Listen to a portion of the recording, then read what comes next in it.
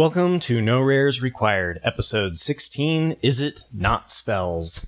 Every week I discuss a drafting strategy for a different archetype, and today we will be covering my strategy for drafting Izzet, or blue-red, in Phyrexia All Will Be One. Usually Izzet is the non-creature spells archetype, and it's listed as oil counters and non-creature spells as its theme on Arena. Since you really need to develop the board on turn 1 or 2, I think the non-creature spells is a little misleading, and might be why it has the lowest win rate of any red archetype. You can't afford to just play spells on the early turns, and I think it would have just been better off for Izzet to be called something like Izzet Oil Counters, because I found it along with Simic and Gruul to just be a mid-range deck with some oil synergies. Proliferate isn't necessary to get the cards with oil to function compared to poison strategies like Dimir, where you need it to function. So, for the most part, it isn't very important to the archetype. And since blue has a lot of cards centered around Proliferate, you may be asking how or why do you end up in Izzet? And my answer is as a backup plan to drafting Gruul. It's important to develop a drafting strategy and to figure out what your plan is if you have to pivot. I find myself pivoting to Izzet from Gruul if I'm mostly red, or to Simic if I'm mostly green. For the most part, the oil-based strategies in Timur don't need Proliferate to function, which makes blue feel like the second option. But it is a decent second option to have because it is underdrafted. The other reason I end up in Izzet is I open a bomb. But enough about draft navigation, let's get into the cards. My one and only tier 1 common for Izzet is Chimney Rabble. I've been really impressed with this card. The biggest reason is because it lowers how often you win or lose based on whether or not you are on the play, or going first, or on the draw, or going second. Usually being on the play and going first has a higher win rate. Cards like Chimney Rabble, though, can switch the tempo around by being able to attack with haste and then leave behind a 1/1 to chump or trade. This card is not being picked highly enough in red, and I've continued to pick them up on turn 7, 8, sometimes even on the wheel. I highly recommend taking as many of these as you can. I'd run 7. Seriously. I've pack 1 picked 1 this, and I have no regrets. My first tier 2 common is Gitaxian Raptor. I don't usually take these early, but if I see this on the wheel or around pick 8, I'll pick it up. It's a great defensive card. Being able to block 3 on turn 3 stops a lot of the aggro strategies, and then being able to trade this into 4 toughness later in the game has been very impressive. It's good in a lot of blue strategies, but I've found it to be best in Izzet, and I don't mind running as many as I can grab once I know I'm in Izzet. My next tier 2 common is Barbed Batterfist. Although it performs best in Boros because of the equipment strategies or synergies, its second best archetype is Izzet. There's a fun combo in Izzet where you play this turn 2, and then the following turn on turn 3, you play Unctus's Retrofitter to animate the equipment into a 4/4, giving you a 6/6 worth of stats. But you don't need the combo to justify running Barbed Batterfist. It also combos nicely with Gitaxian Raptor, which as a 1/4 doesn't pressure your opponent very well, but as a 2/3 flyer can push some damage. There's also not a great selection of 1 and 2 drops in Izzet. There's Malcator's Watcher, the 1/1 flying artifact, which also combos well with Retrofitter, but otherwise is just good filler. There's Axiom Engraver, the 1/3 that lets you rummage for an oil counter. It's also just good filler. There's also Icar Synthesizer, the 1/3 that gets an oil counter every time you cast a non-creature spell. It's also decent filler, but more for just being a 1/3, since I think being mostly spells doesn't really work in this set. Barbed Batterfist is your best 2-drop, so I tend to take it when I see it and try to run as many as possible. My last tier 2 common is Hexgold Slash. This card is great in every red archetype, and it gets taken early. Well, at least most of the time. I ended up with a No Rares Required trophy that was running 4 copies, and I picked up one around pick 2, pick 7 if I remember correctly. There's a fair amount of combat tricks with cards like Complete Devotion in white, Toxic Strategies, Titanic Growth, or Blazing Crescendo in Gruul, Offer Immortality in black. With so many viable combat tricks, this card can easily get 2-for-1s, and it also kills toxic creatures with 4 toughness. Definitely take as many of these as you are offered. Now for tier 3. These are a little more situational. My first tier 3 common is Experimental Augury. As I mentioned in my guide to Dimir, this card is key to making the poison burn deck work, but in Izzet you need to assess what you have that really benefits before deciding to include it.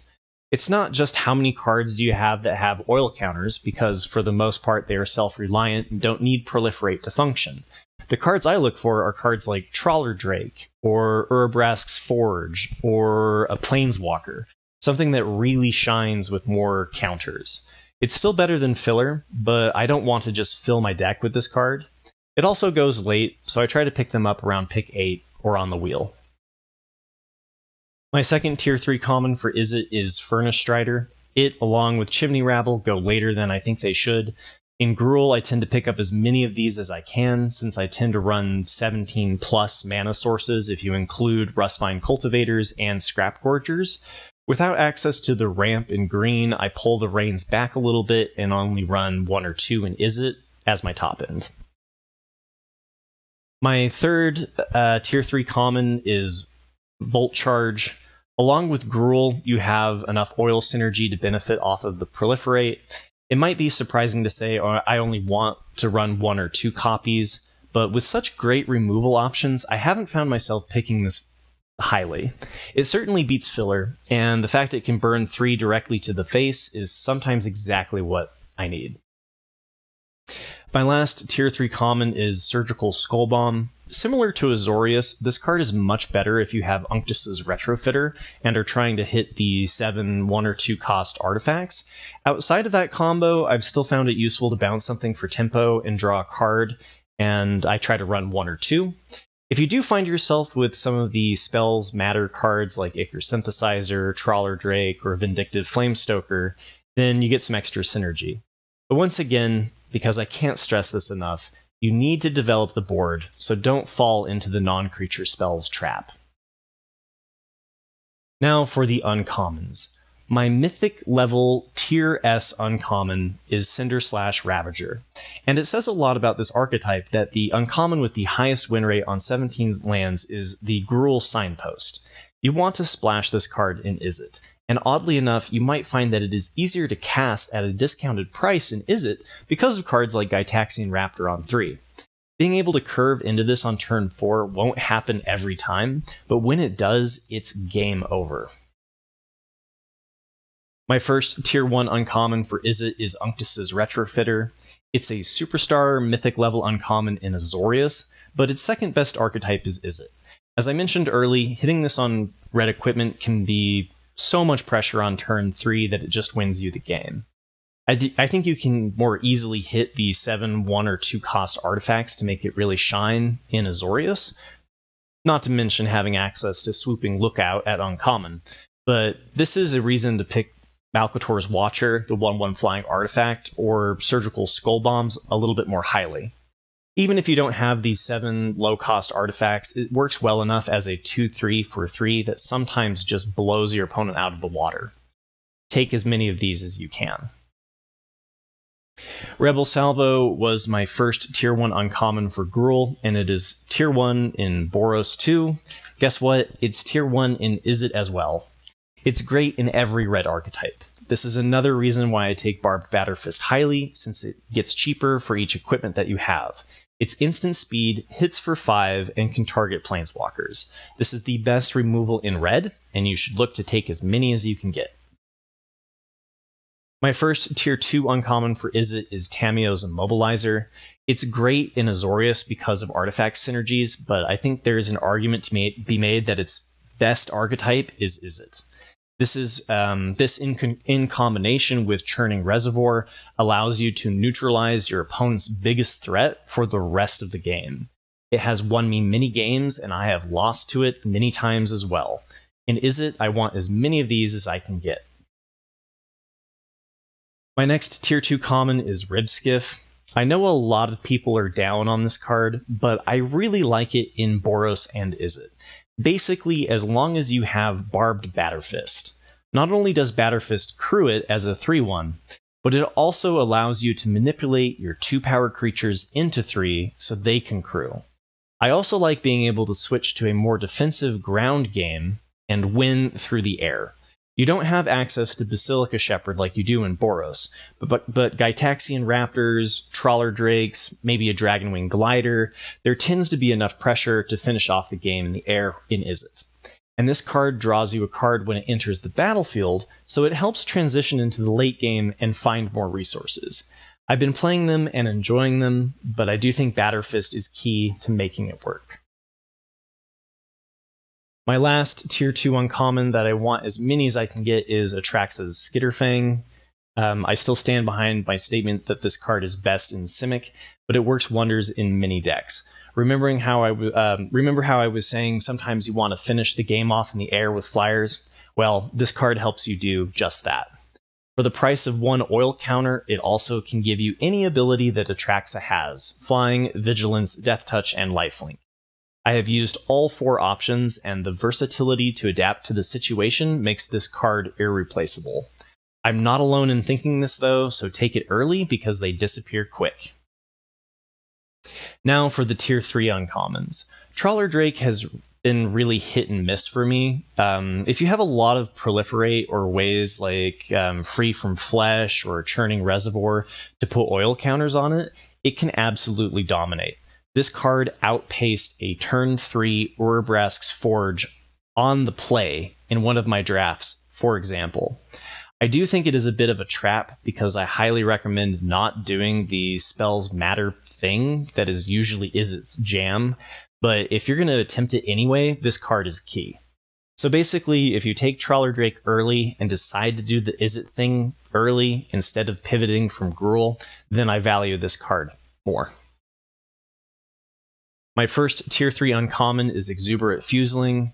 This one, I'm fine running 1 or 2, even if I don't have Free from Flesh or Churning Reservoir.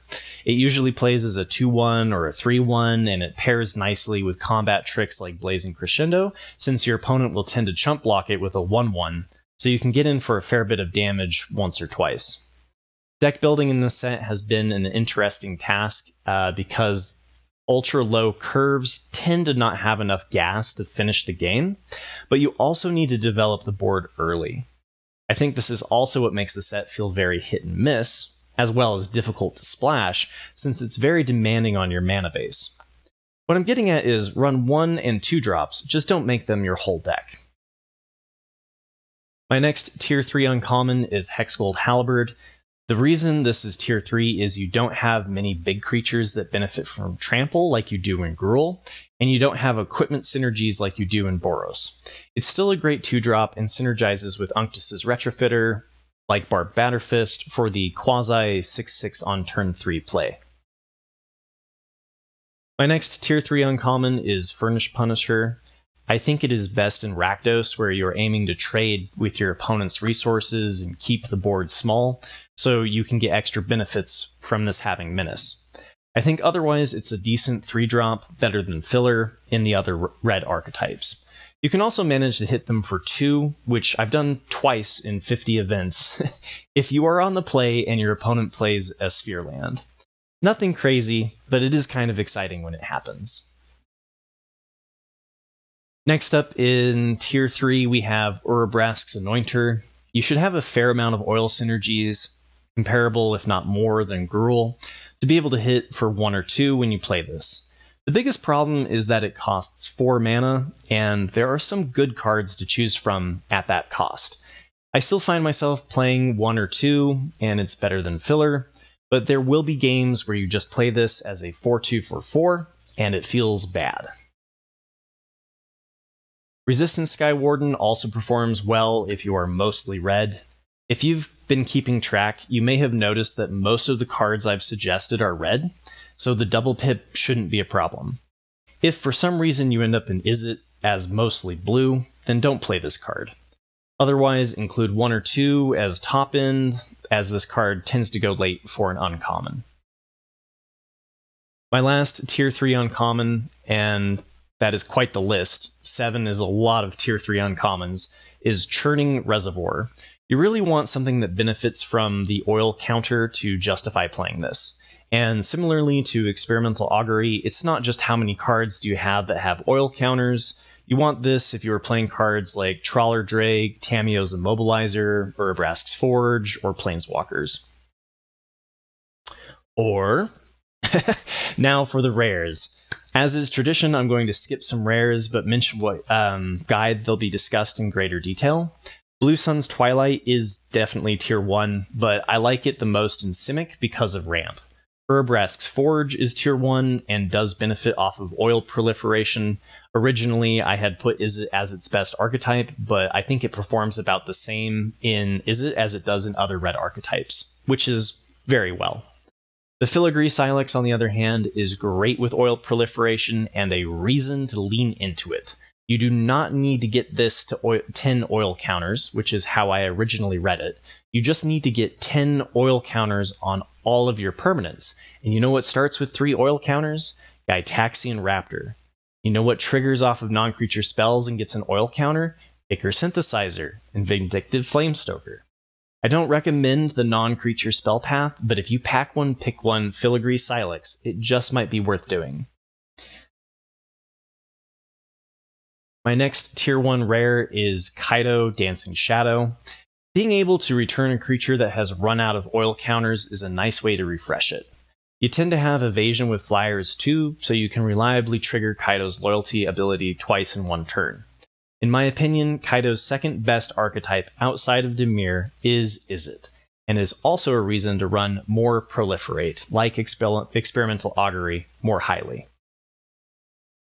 For tier 2, I'm going to skip Dragonwing Glider, since it performs the worst in Izzet of all of the red archetypes. It's best in Gruul or Rakdos, where you don't have access to very many good flyers. Koth, Fire of Resistance, is also a card that I thought was going to perform best in Izzet, because I tend to be mostly red. Koth likes having a lot of mountains, and you can proliferate to get the emblem. It turns out I like him best in Rakdos as removal, and the board being smaller makes it more likely to be able to hit the removal multiple times. I still think Izzet is the place to go for the emblem and Koth's second best archetype. I just find myself using the -3 removal more than the emblem. Now for the tier 3 rares. I'm going to skip Unctus Grand Metatech, which is best in Azorius since it gives all of your artifact creatures +1/+1. Still a decent rare to include. Vindictive Flamestoker is equally good, or arguably better, in Rakdos, since card draw really benefits a strategy where you're trading 1-for-1 with your opponent. It's still great in Izzet, but a bit of a trap, because cards like this is what encourage people to do the spells matter strategy. My next tier 3 rare is Mercurial Spelldancer. This one is really meant for Izzet. Again, I think leaning too much into triggering non-creature spells is a trap, but just as a 2/1 unblockable that occasionally helps you copy a spell, it's been impressive. The dream is to hit Blue Sun's Twilight, but Rebel Salvo and Hexgold Slash are great targets as well. My last tier 3 rare is Ovika Enigma Goliath. It is difficult to survive until you have 7 lands, but if you can, this card can win you the game. A 6/6 flyer is a huge body. The Ward 3 isn't usually that important since it's played so late in the game, but it at least makes it a harder target for Blue or Black Sun's Twilight. Again, it has the non-creature spell text, which I think is a bit of a trap, and outside of Blue Sun's Twilight, I don't usually find myself running very expensive spells, but playing something like Hazblast and swinging for 10 is always a fun time. Now for the Mythics. I'm going to skip my only one tier 1 Mythic for Izzet, which is Jace.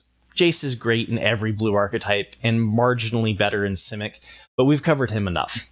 My tier 2 Mythic is Urabrask Heretic Praetor. This is a card that wants to be in a mostly red deck, so I immediately think of Rakdos or Izzet. A 4/4 haste for 5 that gives you an additional card to play each upkeep is amazing in any deck that is running the 10 red sources to reliably cast it on turn 5. Now for my tier 3 Mythics, I'm going to skip Sword of Forge and Frontier, which is best in Boros. Tekuthal Inquiry Dominus, on the other hand, is worth a mention. This card immediately pulls me towards Dimir, where Proliferate is the most important, but it also is very good in Simic and Izzet, but not necessarily for the Proliferate. Again, oil doesn't really need Proliferate. Why this is good in Simic and Izzet is because of being able to pay 1, 2, or 3 mana with the Phyrexian mana ability to remove 3 oil counters to have an indestructible 3/5 flyer. Seriously, that just wins you the game against Gruul, which is a very popular archetype. I'm going to skip Solphim Mayhem Dominus, which is best in Gruul. It synergizes the best with Hazblast, making it hit for 2 on everything. And in Gruul is the deck that I want to be running 2 copies of Hazblast, since it tends to end up in board stalls. You might find yourself running Cinderslash Ravager, as I mentioned earlier, as a splash. In that case, it synergizes nicely with it as well. Jingai Taxius, Progress Tyrant, is a bit of a trap card, since I don't recommend going into the Spell Matter strategy. If you don't heed my warning, though, you'll need him. Last but not least, we have Capricious Hellraiser. Only viable in Izzet, and even then, barely. You have access to a couple of Rummagers and Looters in Izzet, so if you're going to cast it for 3, it's going to be in Izzet.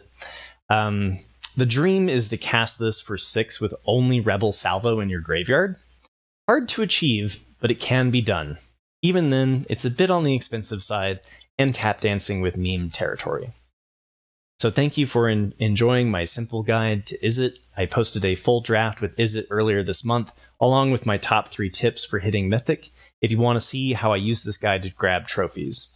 I'll post the link in the top right. Also, if you find these guides helpful, please take a moment to hit like and subscribe. I appreciate the support. This was the first archetype to be requested by the community, so thank you, James. If there's an archetype that you want to see next, let me know in the comments below. Once again, thank you all for the support, and I'll see you next week.